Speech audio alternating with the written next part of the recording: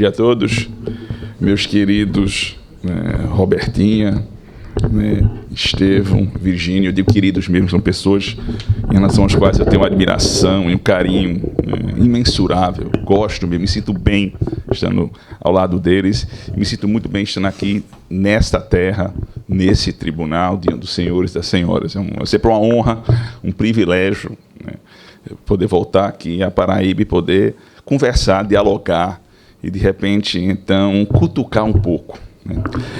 A palestra hoje envolve um tema que é muito caro para mim, muito, muito mesmo, por vários motivos, eu vou abordar especificamente a ideia da evolução tecnológica e seus impactos na nossa área, na área do serviço público, mais precisamente diante ou dentro do próprio judiciário. E, como um interessado, porque eu não sou um especialista tech, mas eu convivo diariamente com especialistas tech, até dentro da minha casa. Porque meus dois filhos mais velhos, como são muito mais inteligentes que o pai, escolheram realmente essa área de tecnologia, e então eu vivo cercado de nerds. Nerds convivem, habitam a minha casa, E não são apenas os meus filhos, são os amiguinhos deles, nerds também. E eu procuro, então, para poder manter esse diálogo, me inteirar de pelo menos alguns assuntos. E, ao me inteirar e ao ver o que eu tenho visto, eu vou ter que confessar, que é, às vezes, assustador. E será um pouco assustador, quero adverti-los, será um pouco assustador. Mas eu espero poder entreter vocês e despertar uma curiosidade e, quem sabe, proporcionar uma visão otimista. Por falar em nerds, esse título aqui, que eu acertei com o meu querido amigo Rodrigo Samico, é bem interessante.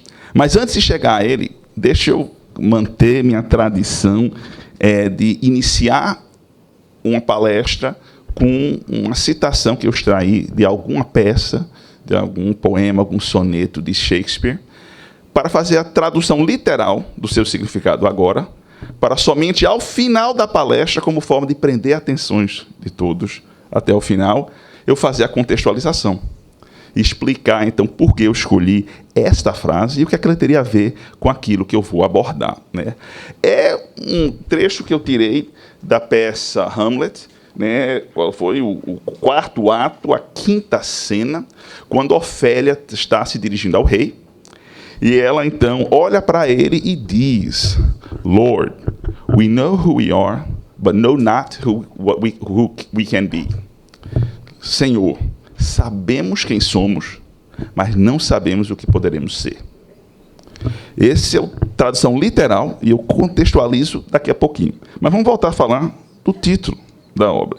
Esse filme aqui foi um dos filmes que marcou a minha adolescência, 1984, filme super engraçado, que basicamente o plot, o trama básico, envolvia dois grupos de alunos no campus universitário, o grupo, então, aí dos nerds, de um lado, e o grupo dos jocks, do outro lado, os atletas, esportistas, e mostrou, então, uma série de encontros e desencontros entre esses dois grupos. O grupo dos jocks, aqueles atletas super respeitados no respectivo campus, tirando brincadeiras com o grupo dos nerds, aqueles estudiosos, aqueles que viviam para os estudos, notadamente no âmbito da tecnologia, mesmo nessa época, em 1984. E aí, durante o desenvolvimento do respectivo filme, e a adversidade enfrentada pelo grupo dos bobões, em comparação com o grupo dos bonzões, a gente aprende um pouco da importância da visão, não apenas respeitar quem é diferente, quem pensa diferente, mas para entender também que não é sempre legal você, então, assumir uma postura discriminatória ou rir de alguém que se dedica aos estudos, que se dedica à tecnologia, porque no final do filme a gente nunca sabe quem eventualmente vai vencer nessa disputa. Aí, então, quando eu estava falando com o Rodrigo, eu estava fazendo essa comparação, eu pensei, então, em nós da área jurídica. Juízes, servidores, advogados. Normalmente nos aproximamos muito mais a figura dos jocks. Eu consigo visualizar, por exemplo, o meu amigo Virgínio na faculdade, meu amigo Luciano na faculdade, meu amigo Ibrahim na faculdade. Dificilmente eles se enturmariam com o grupo dos nerds. Provavelmente seriam mais próximos dos jocks e seriam, então, os gatões do campus. Não iam, então, se preocupar então, com quem estudasse tecnologia. Vamos ver qual é a importância para isso.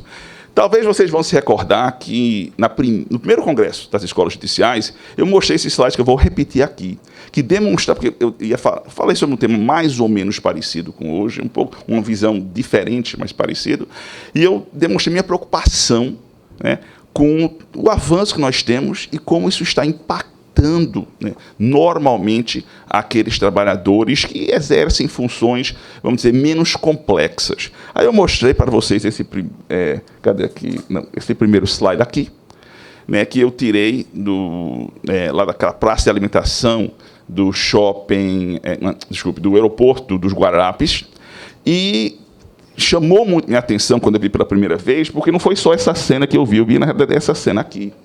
E ao lado desse restaurante tipo fast food, tinha um computadorzinho, uma máquina. Despertou minha curiosidade, eu fui ver.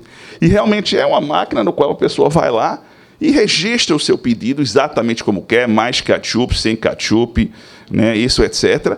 E aí, então, paga no cartão, recebe uma fichinha e vai para o outro lado, e sem qualquer contato humano, dentro de um restaurante fast food. Vai e pega seu hambúrguer, seu milkshake e seu refrigerante. Aí, quando eu vi isso, a única coisa que eu consegui pensar é, olha, eu estou achando que eu estou vendo uma espécie em extinção. Esse aí lá atrás, que se limita a atender, receber, digitar lá, está com os dias contados. Em brevíssimo tempo, vai ser muito provável que eu vou retornar lá e não vou ver absolutamente nenhum ser humano. Como muitas vezes a gente entra numa agência bancária e também não vemos nenhum ser humano lá. Apenas as máquinas. E isso, naquela época, 2 anos atrás, despertou realmente mais ainda uma preocupação que eu já tinha, e por isso que eu mostrei esses slides. Mas eu não quero mostrar essa questão, eu quero falar de nós. Quero falar de nós. E como a evolução tecnológica, com o uso de inteligência artificial, vai afetar a nossa forma de atuação. E aí, então, durante a minha apresentação, eu vou pedir que haja, então, um auxílio para manter vocês entretidos de alguns props, que vocês vão entender o que é. Já solicitei ajuda. Você pode trazer. Não vai morder você, não. É só algo interessante. Vou fazer uma comparação. Eu estou vendo que vocês talvez tenham um pouco de dificuldade, não vão nem reconhecer o que vem aí. Provavelmente nunca viram. Que a faixa etária aqui, eu estou estimando 25, 30 anos de idade, mais ou menos. Então, certamente, vocês nunca viram algo assim. Certo? Vocês nunca viram algo assim. Ok. E eu quero fazer a comparação. Rodrigo nunca viu. Rodrigo já está assustado. Já está assustado. Veja, eu quero mostrar como era a elaboração de uma sentença minha quando eu ingressei na magistratura, em 91, antes de você nascer. Ok. Como é que eu fazia uma sentença? Era mais ou menos assim. Pegava o processo, examinava o processo, pegava uma folha de papel, e a minha caneta, viu, Estevão? E aí, então, com um garrancho que poucos sabiam ler, eu ia, então, e redigia manualmente a minha sentença. E depois entregava a uma servidora, cuja função exclusiva na respectiva unidade jurisdicional era exatamente datilografar a sentença. Então, ela ia pelo outro lado. Saudade desse barulho. Pronto. Ela ia, então, e datilografava a sentença. Mas, espera aí, não acabou, não. Depois, ela devolvia para mim o texto datilografado. Eu corrigia e devolvia para ela para novamente datilografar a sentença. Nesse trabalho artesanal mesmo, fabricação, se nós conseguimos fazer uma sentença em 4, 5, 6 horas, estava ótimo. Estava ótimo. Esse era como uma sentença minha. Começava assim e ia até para esse lado. E eu vou falar algo que realmente é interessante. Você sabe aquele programazinho, o sistema Ctrl+C, Ctrl+Z para copiar? Sabe quem inventou Ctrl+C, Ctrl+V? Eu inventei Ctrl+C, Ctrl+V. Porque, com o tempo, nas minhas sentenças, quando tinha uma matéria repetitiva, Estevão, o que é que eu fazia? Eu tirava xerox, né? Recortava aquela parte da sentença, e quando eu entregava para ela datilografar, estava lá colado, era todo peguento o papel que eu entregava, porque tinha colado aquele parte que era para repetir exatamente o que tinha sido colocado na sentença anterior. Ctrl+C, Ctrl+V. Né? Então, nessa forma bem rudimentar. Então, era esse o sistema, né, naquela época. E como é o sistema atual, não é nem tão atual assim, já há algum tempo, é mais ou menos assim.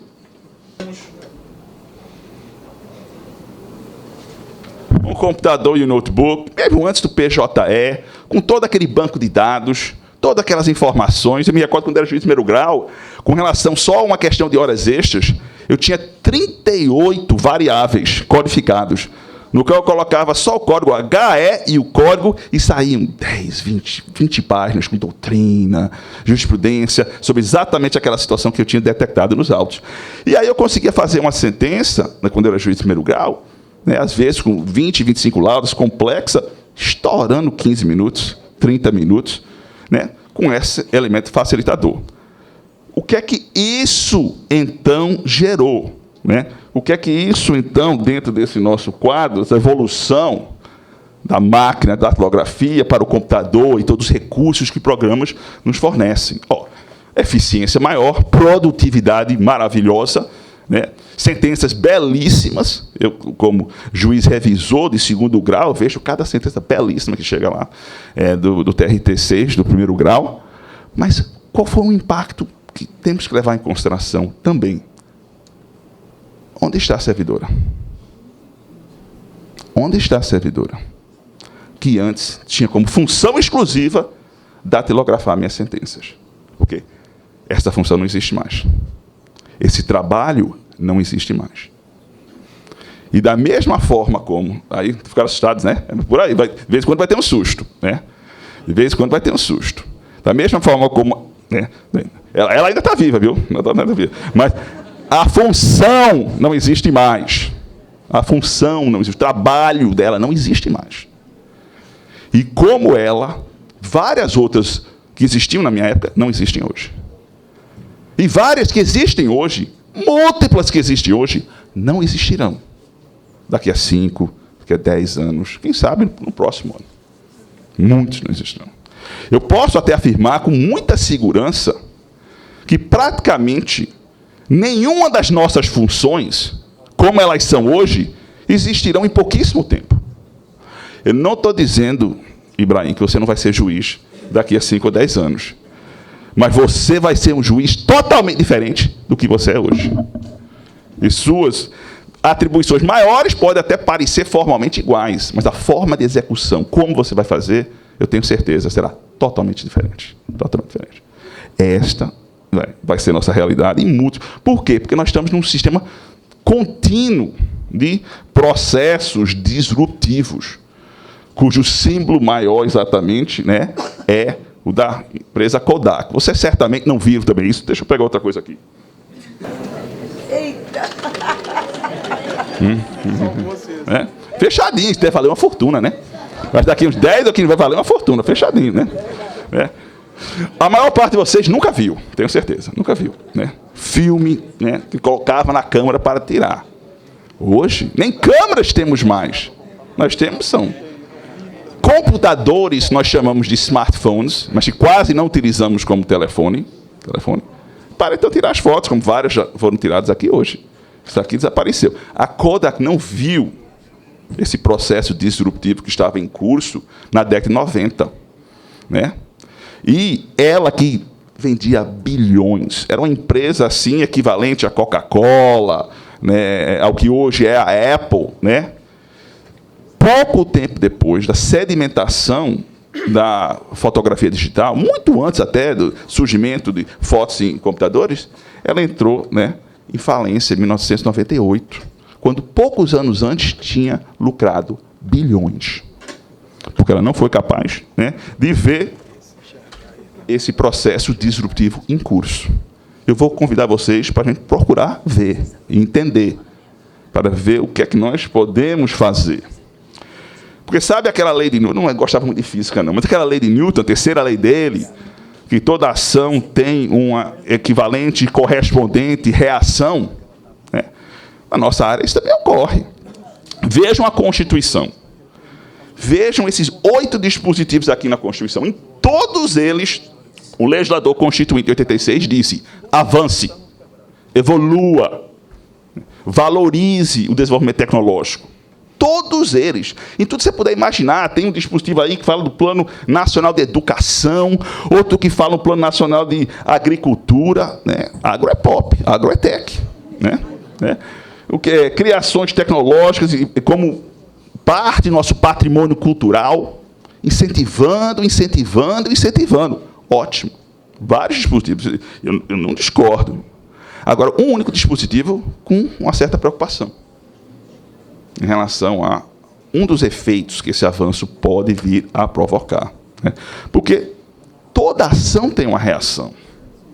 Se nós avançamos, por exemplo, no âmbito tecnológico de alguma área, né, nós vamos ter uma reação. É natural. Você pode argumentar, não, mas vão ter reações boas, por exemplo. É verdade, por exemplo, lá onde Virgínio atua, sua jurisdição, tem lá a fábrica da Fiat. Criou empregos onde antes não existiam, indiscutivelmente. Mas, em relação às situações nas quais hoje existem empregos, esse avanço naturalmente vai implicar na extinção de postos de trabalho. Surgimento de alguns, extinção de muitos, né? Toda ação tem uma reação equivalente e correspondente. Agora, algo para os corajosos. Esse site, yourjob.com. O que é o desafio aqui? Você entra lá, aperta no ícone e descreva o que você faz hoje. Descreva. Minha função é isso, eu faço aquilo, faço e tal. Ele vai lhe dar como resposta, não se, mas quando aquilo que você faz hoje dessa forma será completamente substituído por alguma forma de tecnologia inovadora. E ela diz um ano, previsão do ano tal.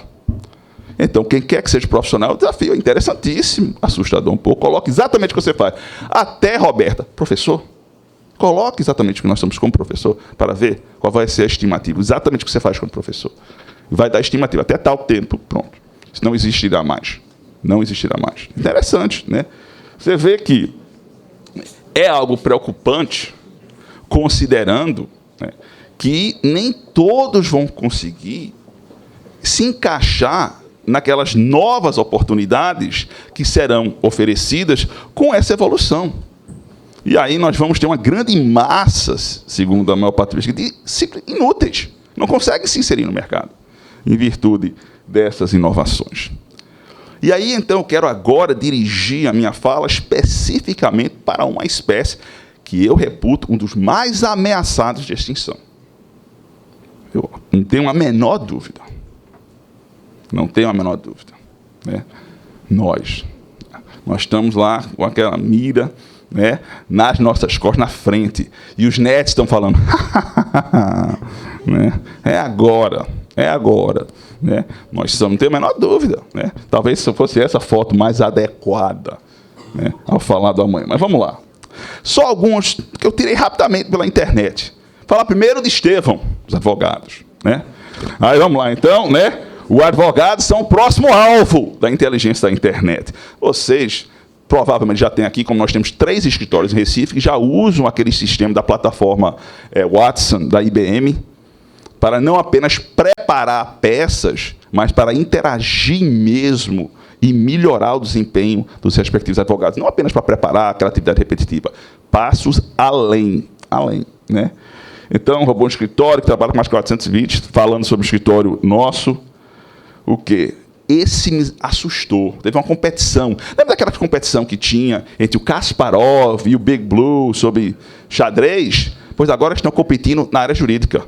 Uma competição envolvendo, né, um grupo de advogados de um lado e um computador do outro, não para preparar, doutora Eneida, o contrato, não, mas para encontrar as falhas, que é mais preocupante. Porque você preparar, você tem aqueles modelos pré-estabelecidos, você junta. Não. Para ler um contrato e encontrar todo e qualquer defeito que poderia ser gerado para, então, fazer aquela alteração. E fizeram essa competição. E foram avaliados por advogados mais experientes. E o computador ganhou por muito. Não foi por pouco. Foi por muito. Muito, sem comparação. Um amigo meu, juiz, foi para um evento no qual ele foi utilizado como cobaia. E foram fazer uma comparação entre uma sentença dele e uma sentença feita por um computador, baseado num caso hipotético. E ele disse, Sérgio, o computador acabou comigo. Arrasou. Aquela sentença é muito melhor do que uma sentença que eu poderia dar. Muito melhor. Não é pouco melhor, não. Muito melhor. Né? Olha, o juiz com inteligência artificial. Nós estamos tendo lá no TJPE a utilização de uma forma de inteligência artificial, que recebeu o nome de ELIS, né, em homenagem a uma servidora Elisa, que é quem cuidava de todos os processos, mas a Elisa agora faz tudo isso nas varas privativas das execuções fiscais. Né? Somente não entram no processo decisório, mas tudo mais Elis faz. Tudo mais Elis faz. Existe já no TJ, né? O primeiro robô vai vir da Estônia. Eles vão realmente institucionalizar os julgadores, né, por inteligência artificial. Nós temos um projeto de lei disciplinando a inteligência artificial aqui, certo? Está em tramitação. Achei muito interessante aqui, não tem numeração ainda. É uma lei muito, eu acho, bem intencionada. Né? Tem aqui, essa lei estabelece primeiro os princípios para o uso da inteligência artificial, a disciplina do uso, blá, blá, blá, objetiva a promoção e a harmonização da valorização do trabalho humano e do desenvolvimento econômico. Ótimo, perfeito, o texto está bem legal. Mas quando eu li o artigo 4º, né, que eu achei muito bem intencionado, mas eu vou mostrar a minha reação. Primeiro, olha o artigo 4º. Que ele diz, os sistemas decisórios baseados na inteligência artificial serão sempre auxiliares à tomada da decisão humana. Aí, quando eu li esse artigo 4º, minha reação foi mais ou menos essa aqui. Né? Não tem como você impedir. Não há como. Não haverá como. Nem sonhar. Para até aprovar a lei, ela não pode, será só auxiliar. A decisão humana que será final. Com toda a sinceridade, eu estou com um robô aqui. É impossível. Impossível. Por quê? Porque você não consegue impedir o avanço tecnológico. Vai atropelar. Os nerds vão atropelar você. Você tem que conviver com os nerds. Você não pode querer enfrentar. Porque se enfrentar, Virgínio, você como jockey vai perder feio, viu? Vai perder feio. Né? Você é o juiz do futuro, você é o servidor robô. Né? Vamos lá. É o que eu quero discutir com vocês. Esse cenário será um cenário de caos para todo mundo? Não. Eu acho que não. Não nesses termos. Vocês todos conhecem esse aqui. E a Shona, eu acho que vai saber de cara. You know who this is, right, Shona? Né? Sabe quem é? Darwin, exatamente, que veio para o Brasil, inclusive, né, aqui para o Nordeste, naquele navio dele, o Beagle, e fez vários estudos, e aí, então, elaborou aquela obra, A Origem das Espécies, e teve aquela constatação principal, aquela conclusão que eu sempre, né, valorizei, a ideia de que, né, a sobrevivência será do mais apto, no sentido de que aquele que vai florescer, crescer, sobreviver, não é necessariamente o mais forte, não é necessariamente o mais inteligente, o mais bonito. Será aquele com maior capacidade de adaptação às mudanças, que naturalmente vão ocorrer, que são inevitáveis. Né? Quem vai sobreviver é o mais apto a se adaptar. Não necessariamente o mais forte, o mais inteligente, o mais bonito. O mais apto. Né? E para avaliar esse cenário, normalmente nós utilizamos alguns critérios. QI, QE e QA. QI e QA, eu tenho certeza que você já conhece. Talvez o QA ainda não.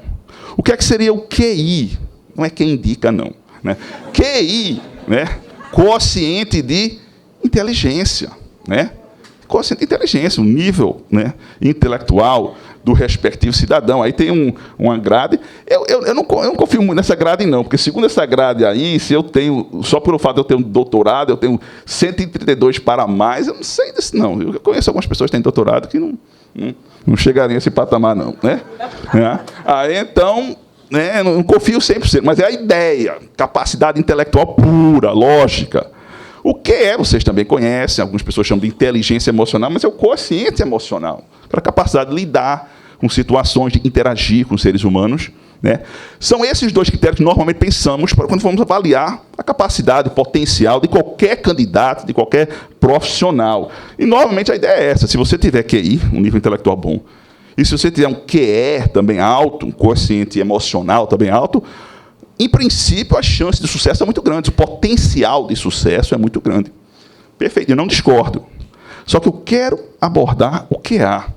Mais um critério que eu acho que, nesse cenário, é de extrema relevância. Agora, o que é que seria o QE? O QA? O QA é o quociente de adaptabilidade.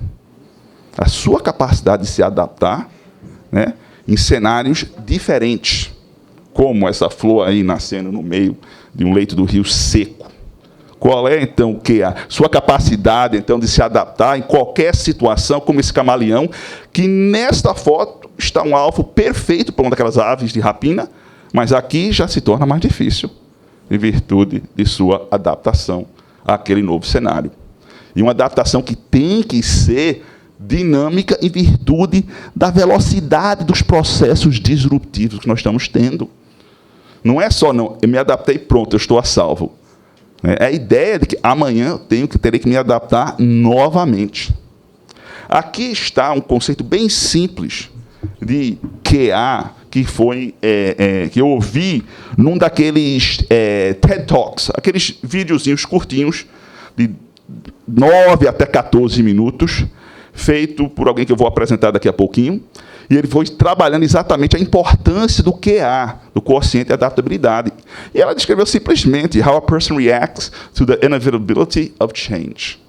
Como alguém reage à inevitabilidade da mudança.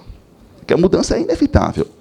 Quem falou essa frase foi uma jovem, né, chamada Natalie Frattel, né, que, apesar do nome ser parecido, não tem nada a ver com Alexandre Frota. Ok?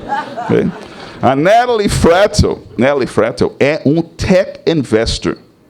Estevão, o que é um tech investor? Eu também não sabia, não. Meus meninos explicaram. É alguém que senta em milhões e decide em quem vai investir. Então, é ela que investe em startups. Ela tem milhões e milhões, mesmo sendo jovem assim. E a função dela é avaliar não apenas o projeto, mas quem está por trás do projeto, que quase sempre são nerds. Quase sempre são nerds. Então, ela faz essa avaliação. E ela diz que ela avalia o QI, com certeza. Ela avalia o QE, com certeza. Mas o que é mais importante para ela, na avaliação do potencial de sucesso do projeto e das pessoas que estão por trás, é o QA. É o quociente de adaptabilidade que ela examina. E ela menciona que, quando ela faz essa avaliação, tem 3 testes que ela procura fazer. 3 exames. Um que ela chama aí do manuseio de informações. Ela utiliza a expressão stimulate possible future. Outro seria sinais de unlearning, override with new info, no sentido de apagar tudo que eu aprendi até agora para reaprender, com base em novos elementos. E, por fim, ela fala em inquietude e exploração, no qual o que ela diz que é essencial é procurar saber se aquela pessoa está, de forma continuadamente, continuously seeking what could kill you next, de forma continuadamente procurando o que é que pode matar aquela pessoa ao redor da esquina, por trás daquela porta. O que é que significa? Vamos rapidamente, então. Manuseios de informação. O que ela quer saber não é só o que a pessoa sabe, quais são as suas experiências do passado. Ela quer saber o que essa pessoa faria com essas informações diante de um cenário totalmente diferente. Então, ela nunca pergunta, o que é muito comum em entrevistas, se pergunta, tell me a time when. Me diga quando ocorreu isso com você. Ela nunca pergunta isso. Ela pergunta, what if? E se? E se acontecesse isso? Um cenário totalmente novo. O que é que você faria? como é que aquela pessoa sabe manusear as informações para enfrentar uma situação totalmente inesperada, totalmente desconhecida, para ver qual é a resposta nessa posição, né, nova e antes desconhecida. Segundo, os sinais de unlearning, né? Sabe quando você quer reutilizar um pendrive, aí você faz aquela formatação que apaga tudo? Ela diz, nós temos que ter essa capacidade de simplesmente apagar tudo que nós aprendemos sobre determinado tema para reaprendê-lo sob novas luzes. Unlearning. Esqueça e reaprenda. Né? E ela utiliza um exemplo bem interessante desse cidadão aqui, né, Destin Sandlin, que ele inventou uma bicicleta, né, o Backwards Brains Bike, que essencialmente faz o seguinte: quando você quer dobrar à esquerda, você tem que dobrar o guidão à direita. Quando você quer ir para a direita, você tem que dobrar o guidão à esquerda. E aí, então, ele fez essa bicicleta e aí foi andar. Levou o tombo o tempo todo. Mas, depois de alguns meses, se adaptou a entender que não. Se eu quero dobrar à direita, eu vou para cá. Se eu quero dobrar à esquerda, eu vou para cá. E conseguiu, então, agora pilotar, participar de competição perfeitamente. Porque ele conseguiu zerar tudo o que ele entendia sobre andar de bicicleta e reaprendeu do zero. O que mostra algo extremamente importante. Né? O QA não é fixo, você não nasceu com ele. Ele pode evoluir, você pode se preparar, pode desenvolver seu quociente de adaptabilidade. E, para saber isso, ela precisa saber qual é a capacidade dele para esquecer tudo, para apagar tudo e para reaprender. Porque isso eu vou valorizar. Né? Inquietude e exploração. Procurar sempre o que está próximo de nós e que pode nos matar. Interessante, ela faz uma abordagem envolvendo dois CEOs, como é o nome dele? O John Antioco, que era CEO da Blockbuster, e o Reed Hastings, que é o CEO da Netflix. Né? A maior parte de vocês, acredito que não sabem o que é a Blockbuster. Né? Deixa eu mostrar a vocês o que. Né? Isso aqui, né, para vocês que não sabem, que não nasceram nessa época, você não nasceu nessa época, isso aqui é um videotape, né, que a gente, antes, quando queria ver um filme, não era no Netflix, a gente tinha que ir lá para essa loja, alugar, e aí ia para casa, colocava no videocassete, via o filme e tinha que devolver, e devolver rebobinado. Porque se você devolvesse sem rebobinar, tinha uma taxa. Não, Luciano sabe. A Dani não sabe disso, não. Luciano sabe. Luciano viveu essa época, Luciano. Pronto, né? Então, era assim. Era assim. Não tinha Netflix, não. Era assim. Pois bem, a Blockbuster era a principal empresa que fazia aluguel. Deixa eu colocar aqui. Que fazia, então, aluguel desses videocassetes com vários filmes. Aí, quando chegava um filme novo, só chegavam 2 ou 3, tinha que correr lá para pegar, senão outra pessoa pegava, né? Era todo... exatamente. Os nerds sabiam antes, os nerds sempre sabiam. Quando eu estava lá, tinha um nerd alugando. Né? Então, pronto, era esse o sistema. Pois a Blockbuster faturava bilhões. Bilhões. Inclusive, chegou a ter 2 ou 3 unidades até em Recife. Você chegou até um aqui. E então faturava bilhões. Aí, numa reunião que teve entre CEOs de várias empresas, na Califórnia, no ano 2000, né? O John Antioco estava participando, né? O Reed Hastings não era ainda CEO da Netflix, surgiu só depois. Ele estava participando. Chegou um cara lá e pediu para falar diante deles, e se dirigindo especificamente ao Antioco. E disse, eu tenho uma ideia.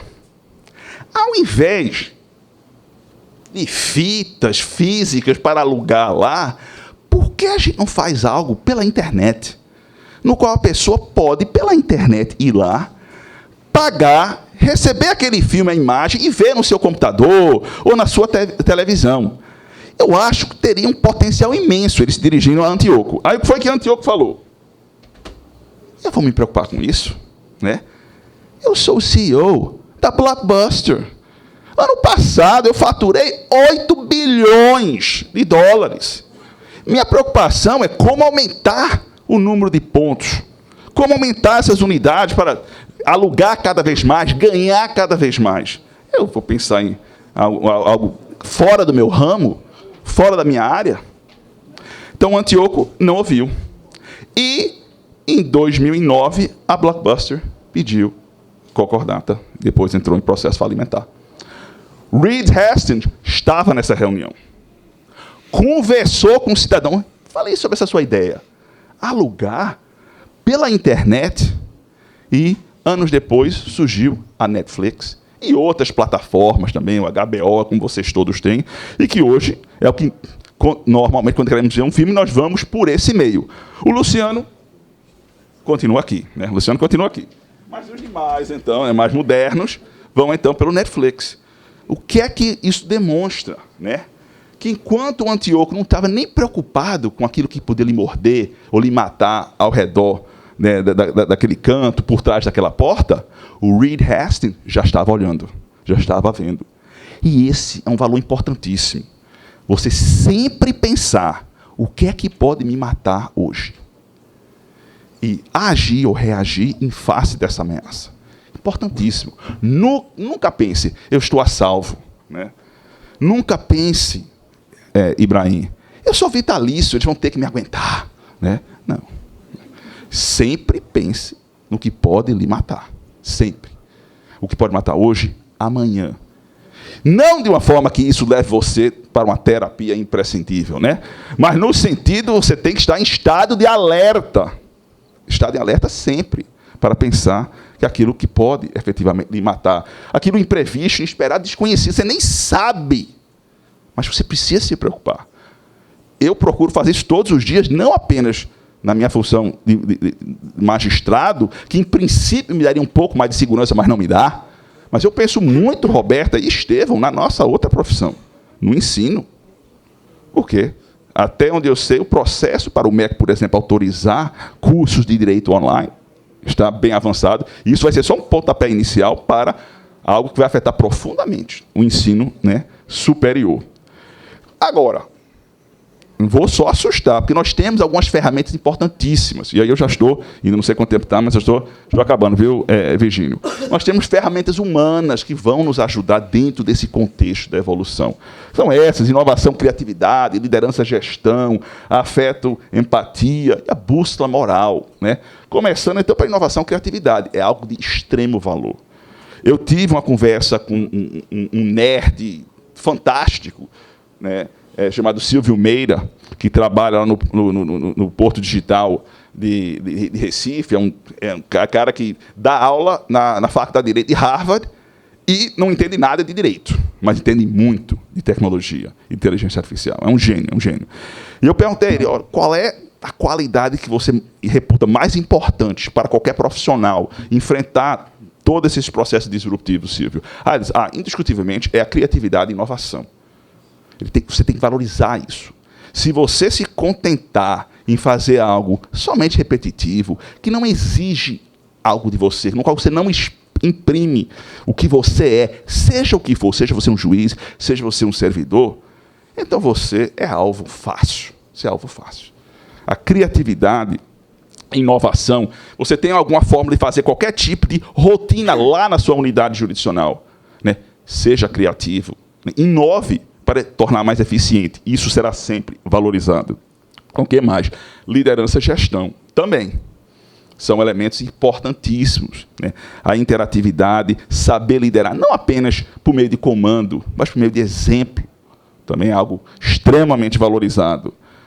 Afeto, empatia. Né? Afeto, empatia também. Nada mais humano do que este elemento. Né? E a bússola moral, porque, em princípio, né, nós é que temos que definir qual a diretriz moral a seguir. Agora, sem esquecer aquilo que pode nos matar, porque em relação a todos esses elementos, algo pode nos matar. Criatividade e inovação, temos que ter cuidado. Por quê? Porque com o sistema de machine learning, as formas de inteligência artificial estão aprendendo entre si sem qualquer tipo de intervenção humana. Teve um projeto que estava sendo desenvolvido, um experimento em uma universidade americana com duas formas de inteligência artificiais distintas. Elas foram colocadas para interagir, para ver o acompanhamento da evolução delas sem qualquer tipo de interação humana posterior.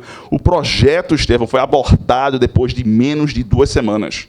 Por quê? Porque as duas inteligências artificiais criaram uma linguagem própria para se comunicar e os cientistas não estavam conseguindo entender o que estava ocorrendo. Aí eu pensei, né, Skynet, Vingador do Futuro, alguma coisa assim. O projeto foi abortado, eles não estavam conseguindo avaliar, porque a comunicação foi criada uma linguagem só delas, né, por meio desse teste envolvendo machine learning. O que mais? A ideia de liderança, gestão, não sei. Já tem fórmulas, né, do qual a avaliação do trabalhador online é feito por uma inteligência artificial que dá ordens a ele, estimula, ele, faça isso, faça aquilo, melhore. E eu, de repente, consigo ver isso. Imagina as telas dos nossos computadores. Né? Sara está fazendo a sentença, aí sai lá a figurazinha de um ministro. Sérgio, não é por aí. Né? Semana passada, na SDI decidiu dessa forma. Né? Ou então o servidor está praticando um ato, aí surge lá um personagemzinho, até com o rosto do juiz da unidade jurisdicional. Não é por aí, vamos por aqui. Pode. E tudo por meio de alguma forma de inteligência artificial. Afeto, empatia. Aí eu pensei, não, isso é reserva dos humanos. Mas aí eu vi um filme que me assustou, na Netflix. Né? I Am Mother. Eu Sou Mãe. Né? Eu não vou dar um spoiler para vocês, mas a ideia, não sei se quem viu esse filme, um filme bem interessante, a ideia é que a humanidade foi, né, extinta, e aí uma inteligência artificial que tem acesso a um laboratório vai recriar a humanidade, porque pegou alguns óvulos fecundados e tudo. E aí a mãe desse ser humano, sem nenhum outro ser humano por perto, é uma inteligência artificial. E, rapaz, que mãe carinhosa. Né? Eu fiquei pensando, puxa vida, que mãe legal, pelo menos durante parte do filme. Não vou dizer mais não. Né? E então, bússola moral. Mas veja, nossas inteligências artificiais até certo ponto tem. Eu estava conversando com o meu filho, que é programador, vai se formar agora, e ele estava conversando comigo sobre algumas regras e dizendo que como o algoritmo é pré-concebido, ele trabalha em relação à hipótese, né, a pessoa, o programador, vai ter que definir quais são as hipóteses possíveis. Então, por exemplo, num carro autômato, sem motorista, se o carro estiver dirigindo e passa uma pessoa na frente, o algoritmo que define o desenvolvimento do carro vai ter que decidir se ele vai frear com o risco da pessoa passar pelo para-brisa, se ele vai desviar para a direita e bater em outro carro e talvez matar outro passageiro, ou se vale a pena, então, passar por cima do cara que está atravessando, porque isso, em tese, analisando friamente, seria aquele com menor potencial destrutivo. Você vai ter que definir isso antes.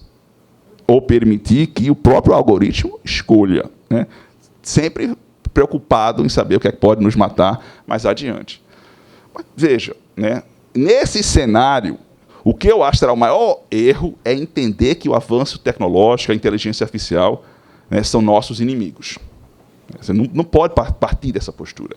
Porque se você partir para essa postura, você vai perder. Os nerds vão ganhar. Né? Você vai perder. Você tem que entender que, né, o avanço tecnológico, devem ser aproveitadas, devem ser consideradas como parceiras para nos aperfeiçoar, para auxiliar e tornar a execução dos nossos trabalhos cada vez mais eficiente. Né? Porque esse é o caminho que eu acredito, né, que devemos entender. Você vê, né, o emprego da tecnologia é uma chave, vai abrir oportunidades, vai aperfeiçoar o nosso trabalho. É assim que nós temos que encarar.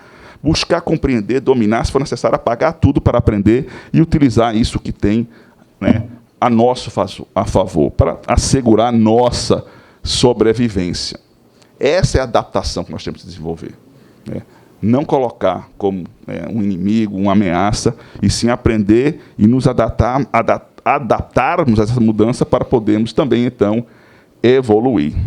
Agora, por curiosidade, alguns anos atrás, bastante anos atrás, eu acho, mais de 20 anos atrás, pode perguntar depois ao Luciano para confirmar, eu falei algo num evento que foi organizado pelo meu amigo Bento Herculano, eu acredito que foi em 96, lá em Natal, acho que foi o primeiro congresso dele, Direito Processual Civil e de Trabalho, e na minha exposição eu mencionei algo que seria um sonho meu, que se concretizou 6 anos depois. Né?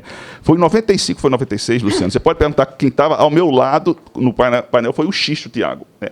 E eu disse que eu estava querendo, veja que nós somente estávamos começando a utilizar computadores dentro do judiciário. Eu disse, olha, meu sonho era eu poder, como juiz, pelo computador, fazer um bloqueio numa conta bancária e transferir aquele valor para uma conta de expulsão do juiz ou diretamente para a conta do credor, pelo computador, sem ter que ser oficial de justiça, ter que ir lá pessoalmente, etc. Né? Quando eu falei isso, então, um grupo de advogados se levantou, pensei que iam bater em mim. Isso é um absurdo, como é que o Estado pode ir e pegar o dinheiro diretamente na conta bancária e fazer essa transferência? Isso foi em 95, 96, acredito que o Bacen Júri foi celebrado em 2001. 2001. Em 2001, 6 anos depois, nós tivemos a celebração desse, né, convênio. Pois eu vou trabalhar um pouquinho, não sou, né, um cigano assim, um pouquinho de futurologia.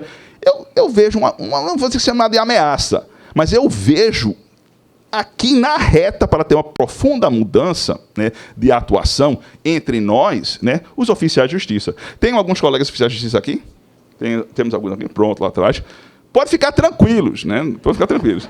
Mas veja como eu acho que vocês vão atuar. Isso está um pouco... que eu queria ter isso aqui agora, mas o teto é muito baixo, então eu não pude fazer isso de forma real. Mas qual é a minha ideia para vocês? Né? Vocês vão trabalhar não tendo que sair fazendo aquelas diligências. Vocês vão trabalhar em cima de um computador. Né? Começar aqui. Agora. Né? Vocês vão ter, então, acesso, por meio desse computador, a um drone. E o drone é que vai fazer a respectiva diligência. Vai começar, Roberta, com o reconhecimento facial do destinatário. Vai chegar lá, dando... fazer, pronto, jogar, e aí identificou, é fulano de tal. Né? E fazer e filmar a comunicação do respectivo ato. E se o próprio juiz entender como necessário, ele vai cuspir para fora o mandado. Né? Na mão, então, né, do respectivo cidadão. E aí o oficial de justiça retornará com o drone, né, para a sua base. Então, todas aquelas diligências, aquele perigo que você pensava, esqueça. Sabe por que eu digo isso com muita tranquilidade? Porque eu procuro ver o futuro, vendo o que acontece hoje em alguns segmentos. E hoje, os drones são tudo no âmbito das Forças Armadas norte-americanas. Eles usam drones para tudo. Tudo, absolutamente tudo. E isso já está tendo reflexo na sociedade civil, porque lá nós estamos recebendo entregas, né, por meio de drones. A Amazon faz entregas por meio de drones. E veja aqui, isso aqui, ó, negociações buscam para colocar Campinas como primeiro do país a ter entregas de refeição por drones. Então, o pessoal do Uber Eats, né, daqueles outros, assim, do iFood e tudo, não vai ser mais para o motoqueiro ou cara de bicicleta, não. Vai ser o drone levando sua pizza. E com a vantagem de não ter que passar pela portaria do prédio. Vai até o 8º andar, bate na porta, e entrega a sua pizza. Né? Então, daqui para isso, né, se tornar algo corriqueiro no nosso meio, é só uma questão de tempo. E vai começar assim, com esse computador e esse headset, mas eu tenho certeza que em pouco tempo, viu, meus queridos amigos oficiais, vocês vão estar trabalhando assim, ó, certo? Com seu dronezinho aqui, dirigindo o drone para fazer aquela respectiva notificação. Né? É assim que vai ser o futuro em breve. Olha o que eu estou dizendo.